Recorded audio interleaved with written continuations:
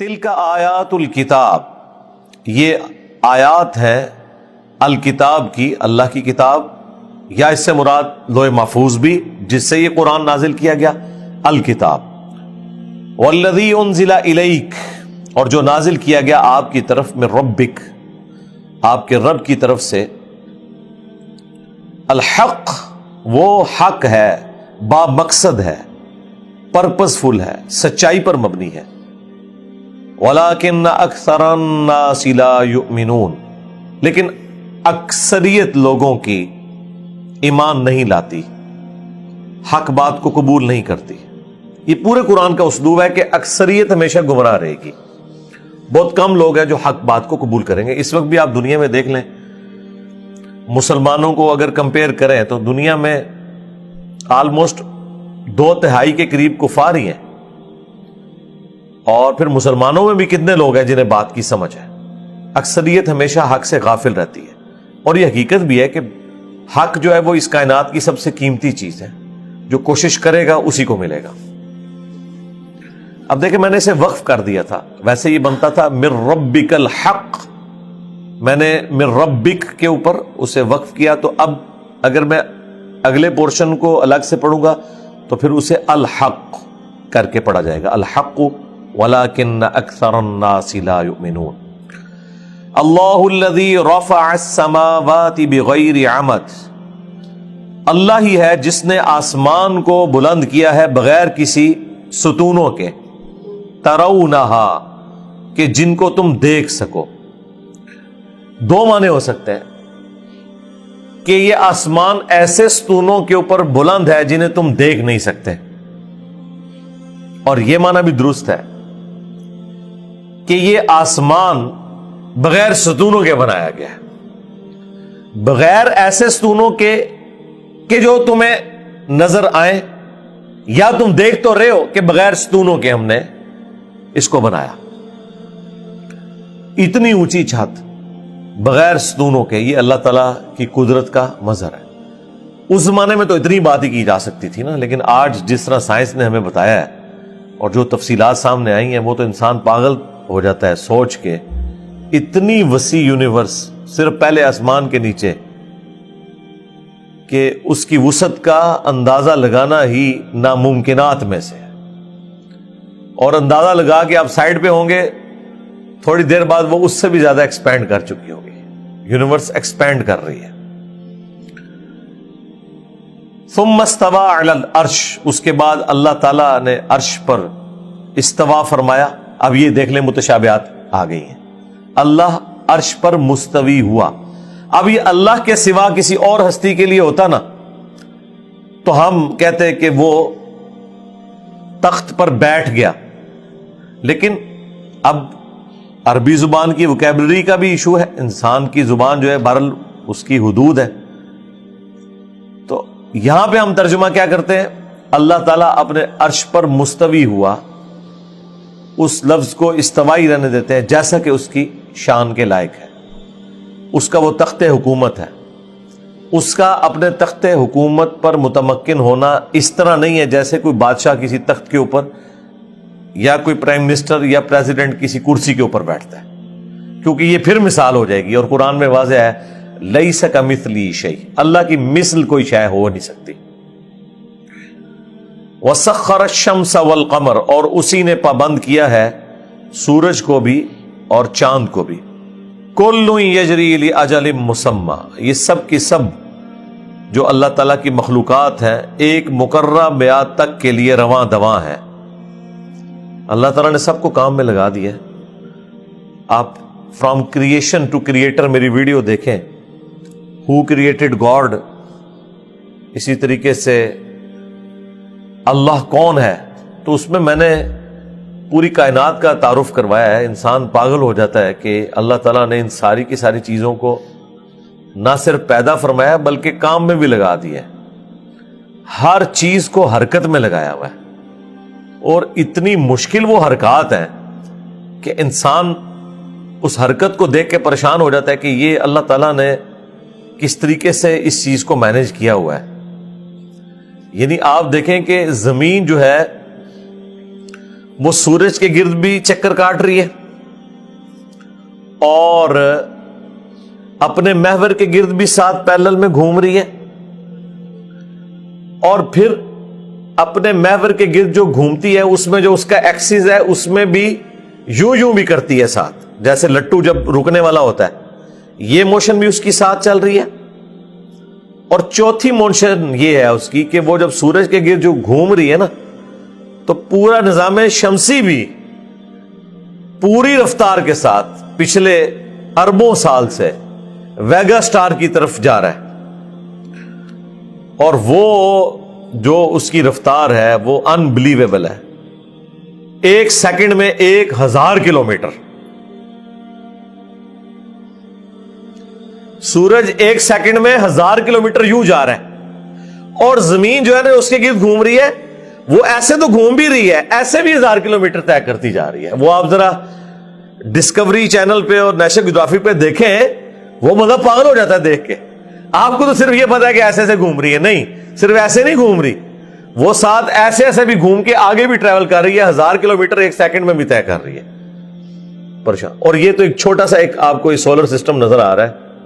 اور پھر یہ پوری کائنات کتنی بڑی ہے، یہ تو اللہ تعالیٰ ہی سارے معاملات کو دیکھ رہا ہے۔ یدبر الامر، وہی تدبیر فرماتا ہے کاموں کی، یفصل الآیات لعلکم، اور وہ اپنی آیات کو کھول کر بیان کرتا ہے تاکہ لعلکم بلقاء ربکم توقنون، تاکہ تم اپنے رب سے ملاقات کا یقین کر سکو۔ یعنی اللہ تعالیٰ اپنی قدرتوں سے اتنا عیا ہے کہ اگر اللہ تعالیٰ کو کسی نے پہچاننا ہے نا تو وہ یہ قدرت کی نشانیاں دیکھ کر پہچانے گا، اور وہ اس رزلٹ پہ پہنچے گا جو سورہ آل عمران میں بھی آیا، ربنا ما خلقت هذا باطلا سبحانک فقنا عذاب النار۔ اے اللہ یہ ساری چیزیں تو نے باطل پیدا نہیں فرمائی، یقیناً پرپس فل ہیں، تو مجھے بھی کسی مقصد کے تحت ہی بنایا ہوگا، تو مجھے آگ کے عذاب سے ہمیں بچا لے، آمین۔ تو اللہ تعالیٰ ہمارا ہے کہ ان لوگوں کی نشانیاں ہیں جو اپنے رب سے ملاقات کا یقین کرنا چاہتے ہیں، ان کے لیے اللہ تعالیٰ نے یہ نشانیاں رکھ دی ہیں۔ وَهُوَ الَّذِي مَدَّ الْأَرْضِ، اور وہی ہے جس نے زمین کو پھیلایا، وَجَعَلَ فِيهَا رَوَاسِيَ وَأَنْهَارًا، اور اس نے اس میں پہاڑ بھی رکھ دیے اور دریا بھی رواں کر دیے۔ اس کی خوبصورتی والا معاملہ تو ایک الگ سے، اس کی جو انسانی زندگی کے لیے اہمیت ہے، ان پہاڑوں کی، زمین کی سٹیبلٹی کے لیے، اور پانی جو زندگی کا نشان ہے اس پلانٹ ارتھ کے اوپر، اس کا کیا واٹر سائیکل اللہ تعالیٰ نے بنایا ہے۔ وہی سورج ہے جو سمندر کے پانی کو ایویپوریٹ کرتا ہے، وہی سورج ہے جس کی وجہ سے دنیا میں ہوائیں چلتی ہیں، اور اس پانی کو اٹھا کے وہ زمین پہ بارش کی شکل میں برساتی ہیں، اور پہاڑوں پر گلیشیئرز کی فارم میں، پھر اسی سورج کی تپش کی وجہ سے وہ برف کے گلیشیئر پگھلتے ہیں، ان میں سے پھر پانی رواں ہوتا ہے، جو پہاڑوں میں سے ہوتا ہوا انسان اس کو یوز کرتے ہیں، اور زمین کے اندر بھی پانی کے دریا چلتے ہیں جو ہم زمین سے پانی نکالتے ہیں۔ تو یہ سارے کا سارا واٹر سائیکل اللہ تبارک و تعالیٰ نے رواں کیا ہے۔ وَمِن كُلِّ الثَّمَرَاتِ، اور ہر قسم کے پھلوں میں، جَعَلَ فِيهَا زَوْجَيْنِ اثْنَيْنِ، اس نے 2 کے جوڑے بنا دیے ہیں، یعنی نباتات کے اندر بھی، پھلوں میں بھی جوڑے ہیں۔ یہ تو چند ایک لوگوں کو چیز پتا تھی نا، جو لوگ یعنی فصل کے ساتھ وابستہ تھے، انہیں یہ پتا ہے کہ جس طرح نباتات میں بھی اسی طریقے سے مذکر اور مونس والا ایشو ہے، جس طرح کے انسانوں میں ہے، جانداروں میں ہے، جوڑوں کی شکل میں، میل اور فیمیل۔ یغشی اللیل النہار، اور ڈھانپ دیتا ہے وہی رات سے دن کو۔ ان فی ذلک لآیات لقوم یتفکرون، بے شک اس میں اللہ کی قدرت کی نشانیاں ہیں ان لوگوں کے لیے جو غور و تفکر کرتے ہیں۔ اب دیکھیں، کوئی انسان دنیا میں یہ کہہ نہیں سکتا کہ میری آبزرویشن سے کوئی ایسی چیز نہیں گزری کہ جس میں مجھے اللہ تعالیٰ کی قدرت نظر نہ آئی ہو، چھوٹے سے لیول سے لے کر بڑے لیول تک۔ آپ جو چیز کھا بھی رہے ہیں صرف اس کے اوپر غور کر دیں کہ یہ اس کھانے تک پہنچی کن سٹیجز سے ہے، تو انسان پاگل ہو جاتا ہے۔ فروٹ تو ہمارے سامنے فنش پروڈکٹ کے طور پہ آ رہا ہے نا، وہ تو ایک سمپل معاملہ ہے، لیکن وہ بھی اتنا کمپلیکس ہے کہ ایک تربوز کو کاٹیں آپ، اس میں آپ کو سینکڑوں بیج نظر آئیں گے۔ جس شخص کو یہ نہ پتا ہو کہ یہ تربوز بنتا کیسے ہے، اس دنیا کا باشندہ نہ ہو، اگر اسے بتایا جائے کہ یہ جو اندر ایک چھوٹا سا بیج ہے نا، اس کو میں زمین میں بوؤں گا اور یہ جو اتنا بڑا تربوز دیکھ رہے ہو، اس طرح کے ہزاروں تربوز اس میں سے نکل آئیں گے، اور وہ کبھی بھی ماننے کے لیے تیار نہیں ہوگا۔ کائنات میں ہر چیز معجزہ ہے، لیکن کئی معجزوں کے ہم عادی ہو چکے ہیں۔ پھر ان بیجوں کو اس میں پلیس کیا ہے، پھر کیا ذائقہ رکھا ہے فروٹ کا، اور جو نان فنش پروڈکٹ ہے ادر دین فروٹ، اس کو اگر آپ دیکھیں کس طرح ویلیو ایڈیشن ہو کے آپ تک چیز پہنچتی ہے۔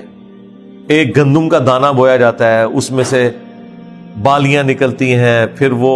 پکتا ہے، اس کے بعد اس کا بھوسا الگ ہوتا ہے۔ جو ہمارا یہ والا آٹا ہے ویسے تو وہ اس کے سمیت ہی کیا جائے، جو دانوں کے اوپر بھی ایک چھوٹی سی کھال ہوتی ہے اس کی، وہ تو ہمارے اس کا حصہ ہی بن جاتی ہے، لیکن جو الگ سے اس کی بھوسے والا معاملہ ہے الگ کیا جاتا ہے، اس کے بعد اس کا آٹا بنتا ہے، پھر اس آٹے کو پانی ڈال کے گوندا جاتا ہے، پھر اس سے روٹی آگ کے اوپر پکائی جاتی ہے، پھر فنش پروڈکٹ آپ کے پاس آتا ہے۔ تو جس نے بھی روٹی زندگی میں ایک دفعہ کھائی ہے تو اس کے لیے خدا تک پہنچنا آسان ہے۔ کوئی فروٹ کھایا ہے، کوئی چیز، اور یہ تو صرف کھانے والا اسپیکٹ ہے، اس کے بعد اس کھانے نے اندر کہاں جانا ہے، کس جگہ سے گھومنا ہے، اس میں سے فائدے والی چیز کیسے الگ ہونی ہے، اور کس طریقے سے اس نے پیشاب کی شکل میں نکلنا ہے، اور اس میں انسان کی اپنی کوئی مرضی شامل نہیں ہے۔ تو یہ اللہ تعالیٰ اپنی قدرتوں سے اتنا آیا ہے کہ اللہ تعالیٰ سے اگر کوئی انسان غافل ہوتا ہے تو جان بوجھ کے ہو رہا ہے، ورنہ اس کائنات میں اللہ تعالیٰ نے اپنی قدرت کی اتنی نشانیاں رکھ دی ہیں کہ کوئی شخص بھول کر بھی خدا سے غافل نہیں ہو سکتا اگر وہ خود سیدھے راستے کے اوپر رہنا چاہے۔ تو بے شک اللہ تعالیٰ فرماتا ہے اس میں نشانیاں ہیں ان لوگوں کے لیے جو غور و تفکر کرتے ہیں۔ وَفِي الْأَرْضِ قِطَعٌ مُتَجَاوِرَاتٌ، اور زمین میں بھی مختلف قسم کے زمین کے ٹکڑے ہیں۔ یہ آپ کو منظر پہاڑوں پہ بھی دیکھنے سے نظر آ جائے گا کہ پہاڑوں کے اوپر بھی لوگوں نے جہاں پہ فصلیں اگائی ہوتی ہیں تو پہاڑوں کے اوپر مختلف انہوں نے اس کی کٹنگز بنائی ہوتی ہیں، بعض اوقات نیچرل کٹنگز بھی ہوتی ہیں کہ میدان آیا اس کے بعد پھر پہاڑ شروع ہو گیا، پھر میدان آیا پھر پہاڑ شروع ہو گیا، اس طرح کے ٹکڑے بھی ہوتے ہیں۔ سمندروں میں بھی، جزیروں کی فارم میں بھی ٹکڑے ہوتے ہیں، دریاؤں کے اندر بھی ہوتے ہیں، اور اب تو یہ سائنس کی برکت سے جو آپ خلا سے ایریل ویو دیکھتے ہیں زمین کا، اس میں تو بڑے بڑے براعظم بھی آپ کو مختلف ٹکڑے نظر آ رہے ہیں، کہیں سے جڑے ہوئے ہیں کہیں سے الگ ہیں۔ لاکھوں سال پہلے یہ سارے کے سارے جڑے ہوئے تھے، پھر وقت کے ساتھ ساتھ علیحدہ ہوتے گئے، وہ ٹیکٹونک پلیٹس والا معاملہ بھی، یہ اللہ تعالیٰ نے نشانیاں رکھی ہیں۔ وَجَنَّاتٌ مِّنْ أَعْنَابٍ، اور باغات ہیں انگوروں کے، وَزَرْعٌ وَنَخِيلٌ، اور کھیتیاں ہیں، غلے کی جتنی بھی کھیتیاں ہیں، اور کھجوریں، سنوان وغیر سنوان، کچھ ایک تنے سے پھوٹی ہوتی ہیں اور کچھ الگ الگ تنوں سے۔ یسقا بماء واحد، پانی سب کو ایک ہی لگایا جاتا ہے۔ کیا کانٹے کی بات ہے، فروٹ مختلف ہے، انگور بھی اسی زمین سے اگ رہا ہے، انار بھی اسی سے اگ رہا ہے، کھجور بھی، آپ دیکھیں وہ پورا خشک تن ہے، اینڈ پہ جا کے اوپر کھجوریں لگی ہوئی ہیں، اور وہ بھی کس طرح مینیجبل فارم میں لگی ہوئی ہیں، وہ اتنی خوبصورت انداز پہ لگی ہوئی ہیں کہ اگر وہ توڑ کے الگ کی جائیں تو ان کو اپنی جگہ پہ لگانے کے لیے کتنی ایفرٹ چاہیے، اور اتنی بلندی کے اوپر پانی ان کو اوپر پہنچ رہا ہے بغیر موٹر لگائے۔ وہ اللہ تعالیٰ نے نیچرل سسٹم رکھ دیا ہے۔ اور اللہ تعالیٰ کہہ رہا ہے کھیتیوں پہ بھی غور کرو اور فروٹ کے اوپر بھی،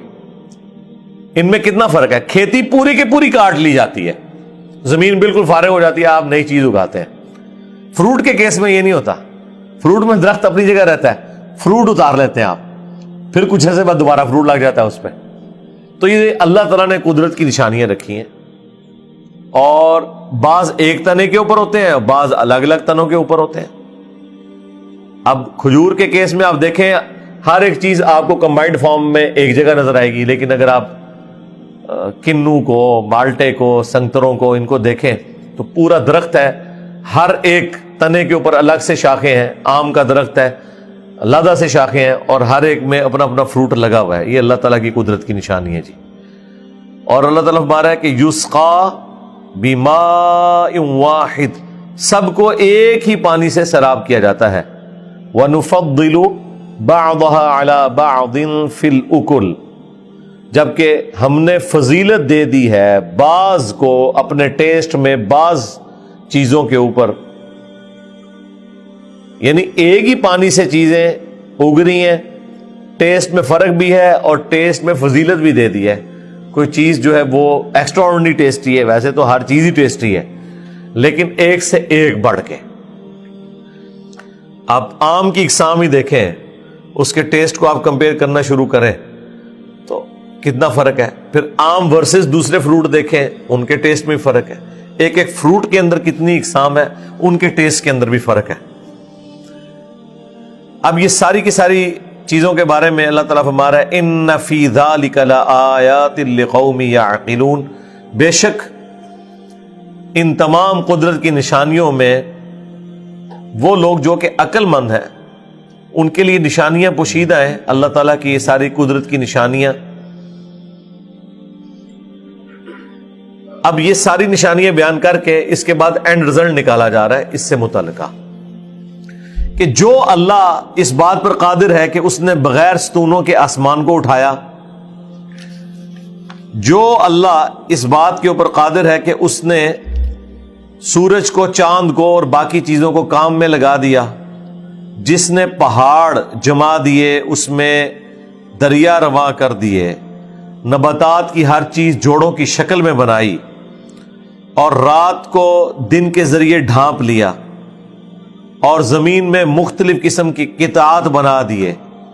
اور باغات بنا دیے انگوروں کے, اور کھیتیاں اور کھجوریں, جبکہ سب کے سب ایک پانی سے سیراب ہوتے ہیں, اور بعض کا ٹیسٹ بعض کے اوپر فضیلت رکھتا ہے. اور ان ساری چیزوں میں عقل والوں کے لیے نشانیاں ہیں اللہ کی قدرت کی. یہ ساری کی ساری نشانیوں کے بعد اللہ تعالیٰ فرما رہا ہے جس اللہ نے یہ سب کچھ کیا ہے اس کے لیے کیا یہ چیز مشکل ہے کہ وہ انسان کو مرنے کے بعد دوبارہ زندہ کر لے؟